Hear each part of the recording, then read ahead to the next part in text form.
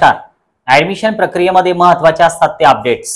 आपल्याकडनं थोडं जरी अपडेट जर हुकलं तर पूर्ण वर्ष वाया जातं। चॉईस फिलिंग राहतात, रजिस्ट्रेशन बाकी राहतात आणि यासाठीच दरवर्षी सारखा मी यावर्षी पण एक प्रयत्न करतोय की या 24 तासामधले जे पण अपडेट्स आहेत तर ते आपल्या सर्व विद्यार्थ्यांपर्यंत पोहोचावे। पण मित्रांनो आणि पालकांनो, एक महत्त्वाची एक नम्र विनंती करतो, आमचे रजिस्ट्रेशन महाराष्ट्राचे फुल झालेले आहे, तर त्यामुळं इथनं समोर ऑफिसला तर मुळीच व्हिजिट करू नका, येऊच नका, कारण रजिस्ट्रेशनच पूर्ण ऍडमिशनच बंद केलेलं आहे।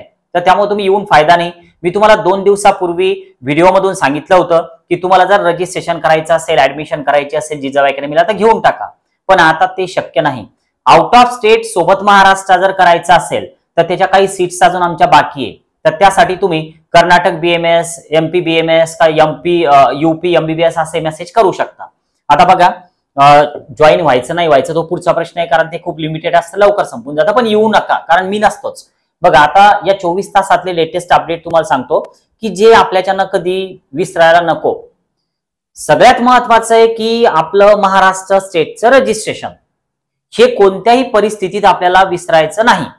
म्हणजे आपण कुठल्याही स्टेटचं काउन्सिलिंग करा पण महाराष्ट्राचं रजिस्ट्रेशन करून ठेवाच, कारण जर समजा एखाद्या स्टेटमध्ये आपण एमबीबीएसचा विचार करतोय पण त्या स्टेटमध्ये जर आपल्याला सीट नाही मिळाली तर किमान आपलं महाराष्ट्रामध्ये आपण राहावं, महाराष्ट्रामध्ये आपलं रजिस्ट्रेशन अगोदरचं असावं। तर यासाठी महाराष्ट्राच्या काउन्सिलिंगचा फर्स्ट प्रेफरन्स म्हणून विचार करा।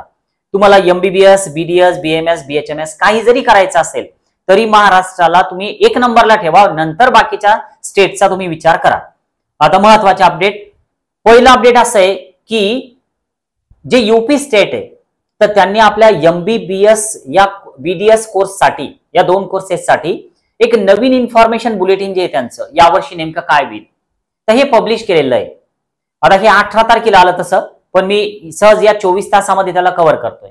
यानंतर दुसरा अपडेट असं आहे की एमबीबीएस बीडीएस बद्दलच केरळ राज्य जे आहे तर त्यांनी आपले रजिस्ट्रेशन करून घेतले पूर्ण आणि ते क्लोज झाले। आता सर, असा एक विषय येऊ शकतो की सर तुम्ही हे केरळचा अगोदर व्हिडिओ बनवला होता का? नव्हता बनवला, कारण केरळचा कट ऑफ जवळपास महाराष्ट्रासारखा असतो, तर त्यामुळे तिकडचं रजिस्ट्रेशन आणि ते करून फायदा पण नाही होत। आमचे दरवर्षीचे अनुभव आहे। केरळचं तर संपलं, परत एकदा जर सुरू झालं नव्यानं तर नक्की मी तुम्हाला सांगेन। आता हे झालं एमबीबीएस बीडीएस बद्दल। पीडब्ल्यूडी ची नोटीस अजून आली का? अजून त्याबद्दल कोणतंच अपडेट नाही। म्हणजे जे बांधव आहेत आपले की ज्यांना कर्ण म्हणजे एक तर डोळ्यांमध्ये किंवा कर्णबधीरमध्ये किंवा लोकोमोटरमध्ये त्यांना व्हेरिफिकेशनसाठी जायचंय मुंबईला किंवा नागपूरला, तर त्यांच्याबद्दल सुद्धा कोणतंच अपडेट अजून आलेलं नाही। ते आलं की मी 100% तुम्हाला पब्लिकली सांगतो। यानंतर महत्वाचा विषय की सर बीएमएसचं बीडीएसचं काही अपडेट, तर बघा बीएमएसचं अपडेट जे तर ते आता सध्या कुठलंही नाही, पण माझं एक मत आहे, तुम्ही जर 250च्या आतमध्ये असाल, 260च्या आतमध्ये असाल तर तुम्ही महाराष्ट्र काउन्सिलिंग तर कराच, पण सोबत दुसऱ्या एखाद्या स्टेटला तुम्ही सोबत ठेवा। बीएमएस वाल्यांनी रिपीट करायचं नसेल तर मग एमपी बीएमएस तुम्ही मेसेज करू शकता आम्हाला, यूपी बीएमएस मेसेज करू शकता, कर्नाटक बीएमएस मेसेज करू शकता, उत्तराखंड बीएमएस असा पण व्हॉट्सअप मेसेज करू शकता। हे कशासाठी? आपल्याला एक बॅकअप प्लॅन ठेवायचा सोबत। जर महाराष्ट्राचा बीएमएसचा कट ऑफ जर कमी नाही आला तर आपण दुसऱ्या स्टेटमध्ये काउन्सिलिंग मध्ये उतरलेला असायला पाहिजे। वेळेवर काहीच होणार नाही। आतापासून आउट ऑफ स्टेट जा असं म्हणणं माझं नाही, पण त्या काउन्सिलिंग प्रक्रियेमध्ये व्हेरिफिकेशन करून घ्या डॉक्युमेंट्सचं, जेणेकरून आपल्याला पुढे काही अडचण येणार नाही। तर हे महत्वाचे अपडेट्स जे आहेत तर हे नंतर जर आपल्याला मिळाले तर याचा काही फायदा होत नाही।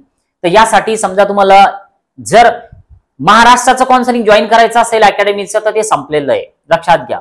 पण महाराष्ट्रासोबत जर तुम्ही कुठल्या दुसऱ्या स्टेटचं बीएमएसचं किंवा एमबीबीएसचं किंवा डीमचं काउन्सिलिंग जर जॉईन करत असाल तर त्याचे काही रजिस्ट्रेशन आमच्या अजून सुरू आहे, तर ते सुद्धा व्हॉट्सअपला मेसेज करून सुरू आहे।